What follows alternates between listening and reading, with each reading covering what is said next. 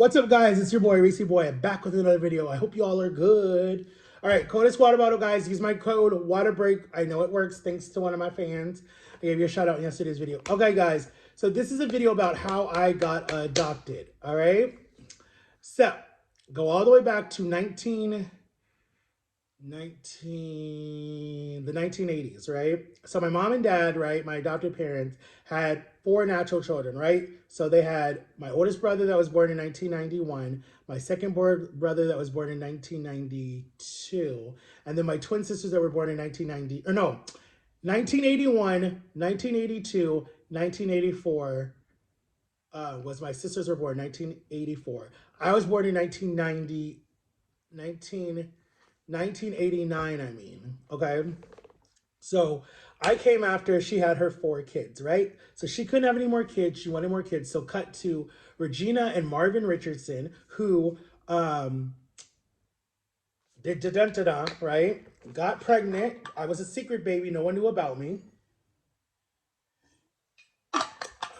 Regina kept me a secret from Marvin. Back then, parents back then when the husband or the boyfriend or pretty much the boyfriend would go to jail or prison or whatever, back then they wouldn't tell the father that they're pregnant. So I was a secret baby, so he didn't even know that I existed, but for whatever reason in his heart he felt like I was out there, right? So anyways, so she had me. She already had my older brother when she was 17, and her grandmother, because her mother, my grandmother, died, was murdered over some jewelry or something. So her grandmother, who so it would have been my birth mother's mother, raised them, and she said no more babies. So then she had to put me up for adoption. Her best friend, who looks like Keisha Cole's mother, who's died, she knew about me, but not even my aunt, who would have been my mom's sister. She didn't even know about me because she took my older brother. So anyway, she's like, I would have just took him. So anyways, I was put up for adoption. The lady gave me Rashad O'Mel. That was my name. Rashad O'Mel Coleman. That was my birth name, right? So she gave me that Iraqi, Egyptian, whatever you want to call that name.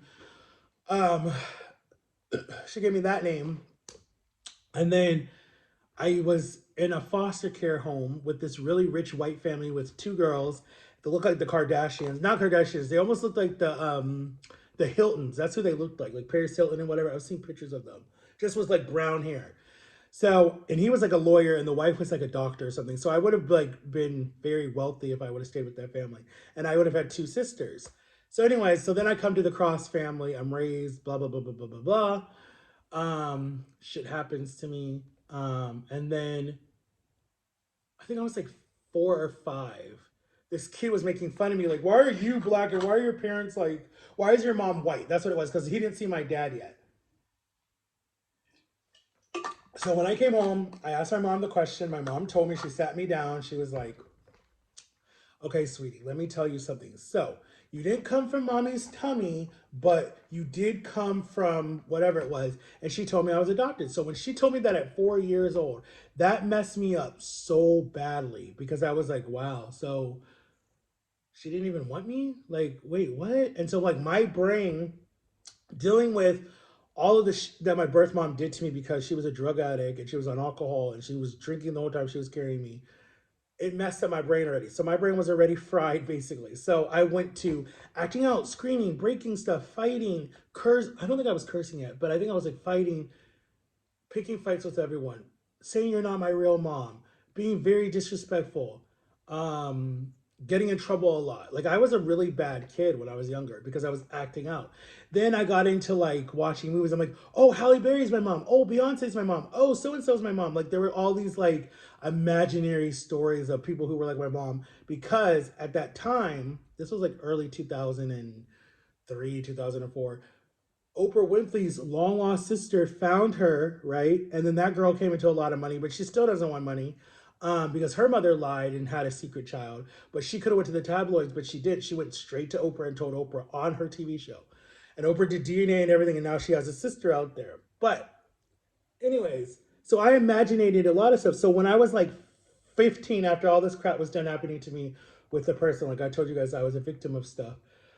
I was even more lost. And my mom and me started looking for my birth mother, right? Because my mom's like, okay, if you want to find her, we can look for her. So we looked for her, but the company, Bethany Services, that I was adopted from, they were like, you can't find him until you're 18. Mine was, okay, so there's a thing called open adoption and closed adoption. So what that means is an open adoption is one day if the child wants to meet the parent who gave him life, they can. A closed adoption means the parent wants nothing to do with that child. It was a bad experience of being pregnant, right? So they're a closed adoption. Like my brother, his birth mom doesn't want anything to do with him, and he wants nothing to do with her. He's happy with his adopted mother, but his situation was a closed adoption. Me, now all the stuff that anyways, we'll keep going forward. So, anyways, so mine was an open adoption, so I had to wait until I was 18. But my mom found her name, found out that she still lived where she lived, and that was it,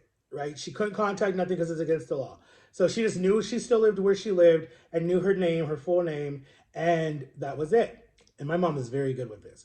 So when I turned 18, we went, it was my spring break. So spring break is like April, March timeframe, right? So me, my dad, and my brother, and my mom, I don't know why they made my baby brother come because he could care less and we weren't talking at that time. But I guess they couldn't leave him home because he was like 12. I don't know why he didn't just stay with my cousin. But anyways, or his best friend. That was so stupid. So anyways, we drove 6 hours. We found out she lived 6 hours away from me in South Carolina. And we drove 6 hours. We go, we find the apartment, we have the address, everything. We pray before we go in. We knock on the door. Me and my adopted mom, we go, Mrs. Cross, just call her Mrs. Cross. Me and Mrs. Cross go to the front door. We knock on the door. This guy opens the door, looks high as hell. His eyes are red shot. And he's like, yeah, can I help you? And we're like, does so-and-so, does Regina live here? And they're like, yeah, she does. Who are you? And then we said, and then she's like, you're like, wait, what? Well, this is your, what did my mom say? My mom said something like, we think this is your baby brother, so-and-so, and said my name. And then he was like, shut up, man, shut up. Are you serious? And like, no, give me a minute. Like he was all excited. And he calls his auntie, the aunt, so Regina's sister, call her. She rushes over. She thinks that it's fake. She's like, I don't know of any other baby. There's only 3 boys. And then my mom was like, no, it shows that, Regina is his mother. And then she's like, I'm coming right down. She comes over. She sees me. She's like, yep, you got his smile. You got her smile. You got her cheekbones. Yep. There's no denying it. Then like my 2 other brothers come home. My cousin comes. All these people come to meet me. Then my birth mom, they're still trying to find her, right? They can't find her. They don't know where she's at. So we left on a Friday, right? And we had until Sunday because my dad had to go to work that Monday. So we left on Friday, got there like sometime Saturday morning, went straight there. And they lived really pretty. It was like on this hill and all these trees, and it was a really pretty apartment. So it was really pretty how it was done. So we get there. She keeps playing phone tag, won't answer no one. So we're like, look, we got to be out of here by Sunday. Y'all got to let us know something by Sunday. So they're like, yes, we will. So we go, we get a hotel, 2-bedroom, or one hotel room was 2 beds. We're eating. We go have Chinese at some buffet we find over there. I'm still like nervous. My gut's like really weird. They're like, see, we love you. We did all this for you. Then we get back to the hotel room. We're about to go to sleep. It's Sunday morning, right? And we're about to we got to get on the road. We got to leave.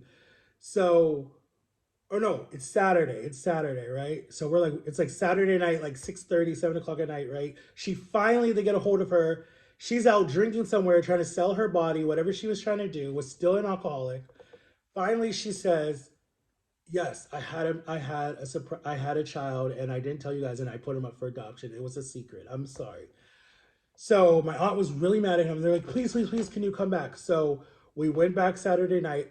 There's a picture. I have a picture I could show you guys of me meeting her the first time and her crying.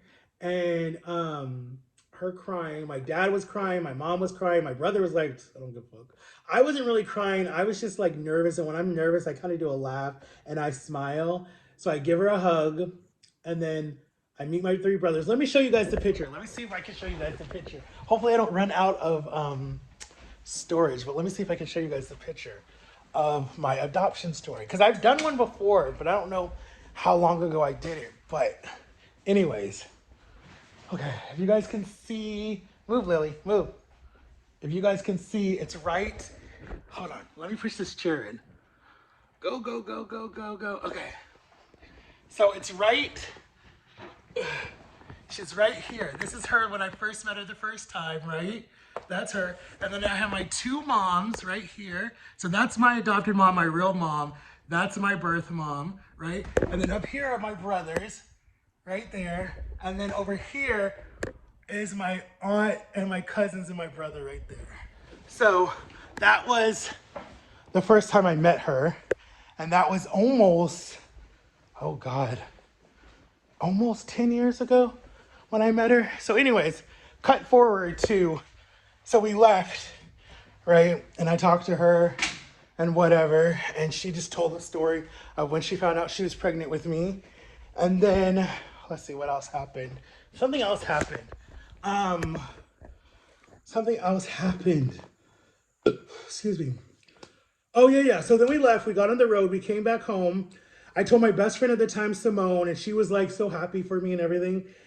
And I told my best friend, Jeff, at the time. And then we came back.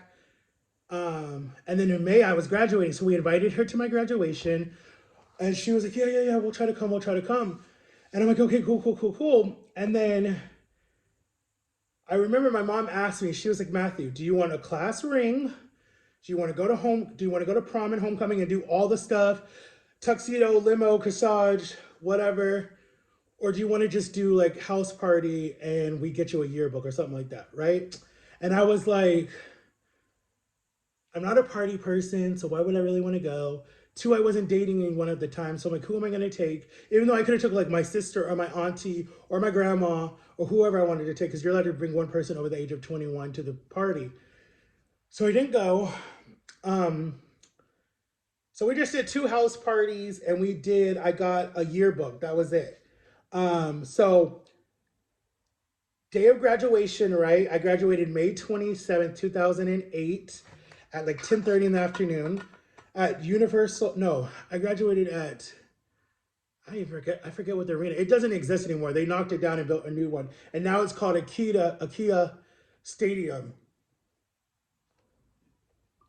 It was called the Magic Arena, but it got torn down in like, I forget what year, like 2009. So anyways, so they come to my graduation. They keep messing up. My graduation was like Tuesday. We did the party. We did 4 parties. We did a party Friday, Saturday, Sunday for the people who were like working or couldn't make it. My 2 sisters surprised me. They knew I was graduating. I wanted them to come. They lived in Ohio. They couldn't come. I was really sad. And I remember, I will never forget, like me and my friend, me and my dad, my mom, and Simone and my little brother, we all went to go see some movie. And me and Simone went to like go see our own movie. And I think we saw something. I forget what we were seeing. And then we went to go eat at TGI Fridays. And then we were tired and we were ready to go home. And we wanted her mom to pick us up, but her mom didn't get off work until 10. And at this time it was like 9:30. And I remember before we left, it was very suspicious. We took 2 separate cars. And Jeff was wanting to hang out. I'm like, Mom, can I go hang out with Jeff this weekend? And she was like, no, next time, maybe next weekend. I was like, okay, fine. And I was like, that's weird. Usually they just would always say yes. Yeah, you could go to Jeff because they like Jeff. They thought Jeff was good people. So they were like, usually they just say yes, right? But they were like, no, we're going to go see a movie, whatever. And I'm like, that's weird. And then we took 2 separate cars. And I'm like, why are we taking 2 separate cars? But we took 2 separate cars. And then we went to the movie theater. And when me and Simone left to go see our movie, they went and saw their movie. When I came back in and I came, you know how like the theaters are dark and you come in? I come in and I come around the corner and these 2 women are like lying on my dad's shoulder. And I'm like, I know my mom went somewhere else.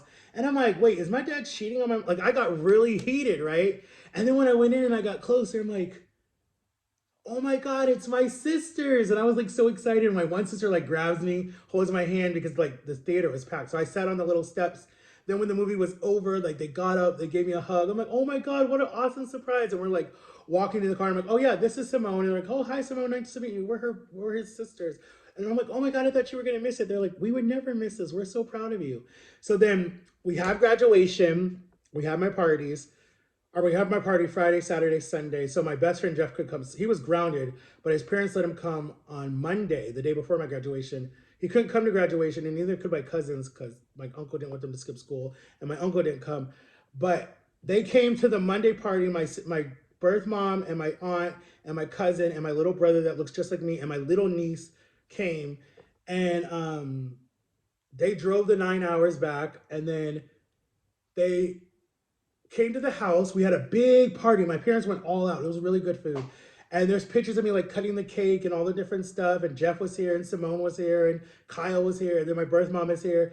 And I said something so mean. I don't remember what I said. I was like, Mom. And then they were like, what? And I'm like, yeah, my real mom. And they were like, I was like, oh shit. I said something like, and then, but I knew what I meant. And then my cousin was like, man, shut the hell up. Do you know what Jen said? I'm like, oh shit. And then at the time, you know, because we're all young, we want to go play. We're hyped up on sugar. So the park was just being built. So we're like, let's go do one-on-one and play basketball. So we walk all the way to the basketball court. And the school was just being built. And I left her kind of behind because she was smoking, right? And I was like, I don't want to be around cigarettes. So my adopted mother, Mrs. Cross, talked to Regina the whole way to the park. And then my sister's like, Matt, that was kind of mean. You left her in the dust. And I'm like, but I don't know what to say to her. She doesn't talk that much. She's kind of weird. And my sister's like, well, just learn. This is kind of new for her. So then I laid back and I talked to her for a little bit. And then graduation morning, we took pictures outside in front of the big fountain thing, with me with both of my moms, but I said there's only one real mom. I took a picture with both of them, my auntie, my cousins, my brother, then with my two sisters, then with my best friend Simone, one with Alex, one with Alex, one with Jeff, because my girlfriend at the time, her name was Alex, so she came to my graduation because she graduated the year after me. So she came to my graduation, and there's a picture with her. And she always reminds me of Adrienne Baloup from Cheetah Girl. She always reminded me of her. So anyways, they left, right? They left before my graduation was over. I didn't even get to give them a hug or say goodbye or nothing. They just left. And to this day, I've still not seen them. And they live 9 hours from me. Like, I've not seen them. So anyways, so they leave. They say they're sorry. They had to get on the road. They wanted to beat the traffic, blah, blah, blah, blah, blah. All these excuses. So I was a little hurt and frustrated. So we go eat Chinese buffet. And then we come home. And then everyone's tired. Everyone wants to go to sleep, right? So my favorite auntie came. My other auntie came. My grandparents were there. My little brother that didn't want to go, he was there. He was throwing an attitude. And then everyone went to sleep. And then I went and hanged out at Simone's house because everyone was tired. And I wasn't tired. Cut to the next year, right? So I stayed home for 1 year after I graduated, right? The next year, I go on a missions trip and I turn 19 and I go to this Puerto Rican church, a Cuban church, and they throw me the biggest party ever in my life, right? For my 19th birthday. Cuban coffee, Cuban bread, all this good food. Oh my God, it was in Miami. It was the best birthday present ever. Like, oh my God, it was so cool. I wish I could still find them. I kind of remember where the church is, but I kind of don't. So anyways, they throw me this party, and then she calls me the morning of my birthday. After my adopted parents call me and sing me happy birthday and blah, blah, blah, blah, blah. And I read all these letters that people have given me, my best friend Jeff, everybody. She calls me, she's like, happy birthday, man. I hope you have a wonderful day. I'm so happy that you're back in my life, blah, blah, blah, blah, blah. I'll talk to you later, right? Never heard from her again for another 5 years. Then right before I do my surgery, right? She watches my YouTube. Right before I do my surgery, she calls me and she's like, hey, I'm coming into Orlando. I'll be in Orlando. I want to see you, right? Will you be able to walk after surgery? And I'm like, yeah, I'll be able to walk. You know, she came to Orlando, never once called me, never once did anything to try to reach out to me. And the reason I found out was because there were pictures on her Instagram and her Facebook of them here. And she took my only niece on that side at the time to Disney World and didn't even try to reach out to me. I was like, wow, that's some full of bull crap. Then I find out, right? Because at this time I have all my brothers. I get to meet my birth dad. He died in 2018 or 20. He died in 2020. But I got to meet him. I got to talk to him, all that stuff. I have 4 sisters on that side, 4 brothers on the other side. I'm the middle child on both. So actually it's 3 and 3. It's 3 and 3. And I'm the middle child on both sides. The way I found out that my birth dad died was because my sisters, who don't want nothing to do with me on that side, posted on their Facebook, RIP to Marvin Richardson, 2020, December 17th, 2020. I'm like, I was so angry. I was so angry that they didn't even have the audacity to tell me that he died, right? So I said, you know what? Block, block, block, block. I'm done with you people. You have no existence in my life. Goodbye. And then my birth mom, when I found out that I had two brothers that were truck drivers that are here in Orlando all the time, right? Never once reached out to me, right? And I've reached out to them, so don't think that it's one sided. I reach out to them too. There's one brother that actually lives here in Orlando, Florida, has a wife and a baby here, and the wife is a nurse. Never reach out to me ever, ever. Okay. Come to find out, I was in the same hospital that she worked in when I had my blood clot. Never once tried to come upstairs and see me. Never once try to find out. And she has me on Facebook and she saw me posting all the videos. Never once came and tried. So that right there, I was like, you know what, Matthew? I'm done. So just recently in 2023, so last year in November, she blowing up my phone, calling me, where are you at? We're here in Florida. We want to come see you. Da, da, da, da, da. Delete, block. I ain't got nothing to do with you. Then she has my brother call me and he's cussing me out. That's disrespectful and how dare you and blah, blah, blah, blah, blah, blah, blah. And man, this is not a joke. We want to see you and blah, blah, blah, blah, blah, blah, blah. And why are you doing that to your mom? And I'm just like, who the hell does he think he's talking to? You don't know me. So I just blocked him too. And I've not unblocked him since then. I'm like, I don't have time for that crap. How are you gonna get mad at me because I'm not even in Orlando, Florida, where y'all never even reached out to me? Like I'm supposed to drop everything just because you're here? No, I'm not gonna do that. No, nope. So if they're watching this, that's on you guys. I don't care. But that's my adoption story. Be happy with the family that you have. Like seriously, don't question it. I wish my adopted mother would have never, ever, ever, ever told me I was adopted, right? But in a way, honestly, if I'm completely honest, I'm happy she did tell me because her mother hated me and would have let it slip when I was probably in my 20s. I would have found out, and that would have devastated me. And then my dad's father, in his dementia, said it, and that would have devastated me in my 30s. So, yeah, maybe it was good that she told me when I was 4 because it definitely would have came out from a Jamaican Jamaicans just really don't hold back a lot of stuff, especially when they're older. So it definitely would have came out and probably devastated me. Or on my mom's side, that's a lot of whatever you want to call it, mentally ill people. It definitely would have came out. So I'm happy I knew when I was young, but I kind of wish I didn't know. Honestly, I really do because my dad's black, my mom is black. She's just very light skinned, so it would have never made a difference. People would have joked around, but I would have never known the truth, and it would have not bothered me. But I don't know. Now that I know, it really does kind of mess with my head. But I still want to. I still honestly want to adopt a baby one day. I definitely want to give a baby all the love I can get. 100%. I want to adopt a child. Like it's the best thing I think God could ever invent. Like ever. It's a beautiful thing, especially like if you're helping a kid that's had a really shitty life to get a better life and get love and no abuse and just someone to just love them and cherish them and have fun with them and just be the best that you can. I think that's a beautiful thing. I think that that's awesome that God makes that out there because some people have really good stories of being adopted and some have really bad stories. So it's like, I don't know. I don't know. And then I get a chance to adopt a baby in my life. Like, you would have thought that the little doorbell would have went off. Like, God was like, here's your chance. No, it didn't work. I just kept wasting my life away. And I had a chance. But hey, God's giving me a second chance. We'll see. But when God tells you, when God puts on your heart that you want to have kids, listen to it. Because what makes me so frustrated, and this is the only thing, and I'm done, guys, because we're at 23 minutes. This is the only thing that sometimes I have an issue, and it's not an issue, but it's just, it makes me a little frustrated is like, why people that want children so bad, right, cannot have a child, right? But then the people that don't even give up about the kids that will just throw them away or abuse them or lock them in cages or whatever they do to these kids or just leave them on the side of the road, get babies like that. Like look at all these basketball players that have got like thousands and thousands, not thousands, but they have like so many kids and they don't and they're deadbeat dads. It's like, really? And then you got people who want a child and want to love a child and want that child to love them no matter what. Can't even have kids. Like at all. It's like, really? Are you serious? Like, I'm not saying I would be the best dad, but the one thing I'm saying is my child, I hope, would know that I love them no matter what. There's nothing that they could do that would ever take away my love for them. It doesn't matter what they did. I would always love them. Yeah, but it's like,